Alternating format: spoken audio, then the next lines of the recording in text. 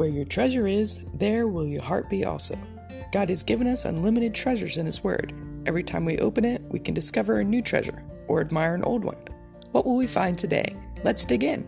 Here's Carla Early with Treasure Hunt in the Word.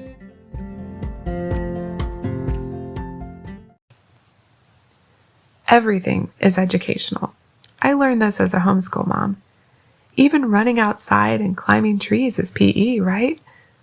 And my kids having a disagreement was a good time to teach them how to get along with people.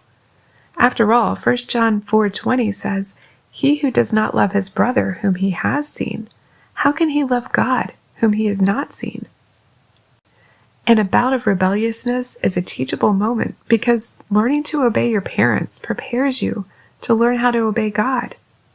The trick to teaching children is to be able to see those teachable moments and take advantage of them instead of just getting around them to get to the next thing. Whether it's the privacy of our own home or the middle of Walmart, we've got to use those teachable moments.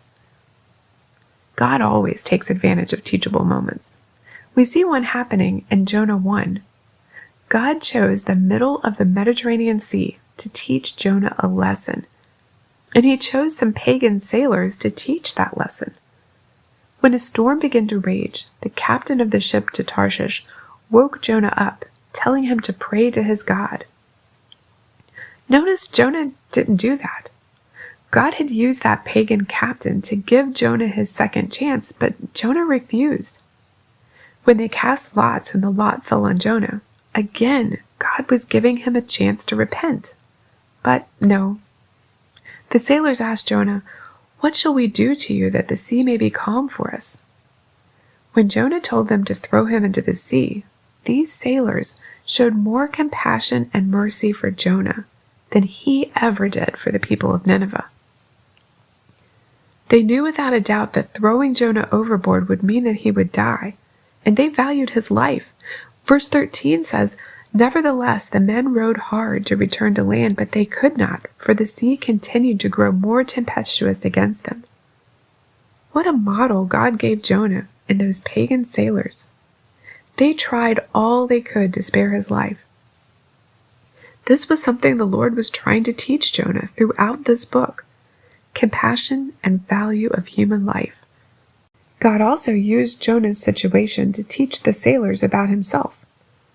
They may have heard of the Hebrews' God, or they may not have, but this incident introduced them to Him up close and personal. When the captain woke Jonah, telling him to call on his God as if one God was as good as another, and surely someone's God could help them in their predicament, Jonah introduced his God as the God of heaven who made the sea and dry land. And Jonah's God had made such an impression on them by verse 14 that they prayed to Him before chucking Jonah overboard. They may or may not have known what happened to Jonah, but as soon as they'd thrown him off the ship, the life-threatening storm ceased. Wow! Jonah's God was indeed the God of the sea and the land.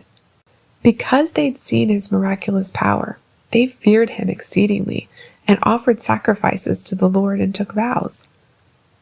The God of the Hebrews reached down to that little dot of a ship in the middle of the Mediterranean Sea and touched the hearts of those pagan sailors that day. Now, I can't be 100% sure, but I'd bet that at least a few of them will be telling that story in heaven. When has God reached into your everyday world and given you a lesson like He did Jonah and those sailors? How did you respond?